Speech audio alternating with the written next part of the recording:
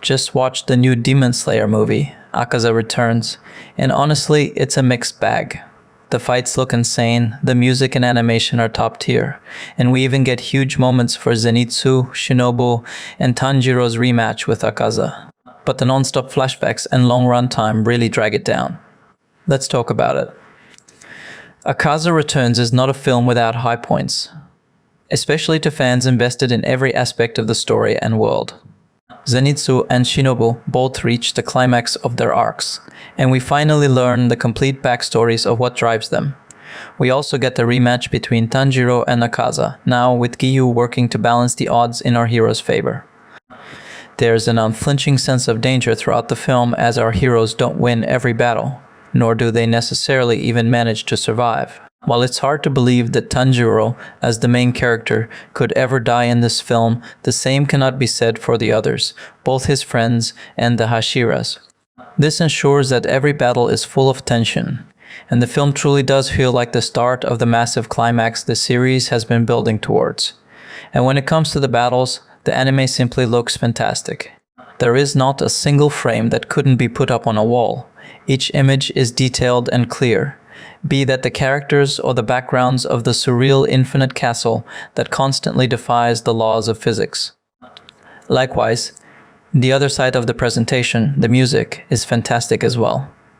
From the background music to new songs from both Lisa and Aimer, each musical note perfectly matches the visuals and goes a long way to bolstering the most emotional moments of the film. All that said, Akaza Returns is a story flawed at the structural level. I.e., the problem is not with the story being told, but rather how that story is being told. Simply put, this film falls into a predictable pattern that is repeated a good dozen times throughout. A battle begins, and it is then interrupted at a critical moment by a flashback. Said flashback then gives either character backstory to increase or define the emotional stakes of the battle, or is used to impart the knowledge that the character needs to turn the tables on their life or death situation. This is then repeated a few more times before the battle ends, often with a scene or two interspersed to show what everyone else is doing, which is usually just endlessly running, occasionally killing low-ranked demons as they do so. There are several problems with this storytelling structure in regards to this film specifically. The first is that the action is constantly being undercut. Just as we reach an exciting turn in the fight, we are forced away from the battle and into a scene with a completely different tone. Sometimes for just a few minutes, other times for 10 or more. While the information learned in these flashbacks is always necessary for either the plot or characters and plays an immediate role in the continuing fight, it's always a bit jarring to return to the fight and remember where things left off. The other issue is that there is never any time to digest these flashbacks on anything but the most superficial level.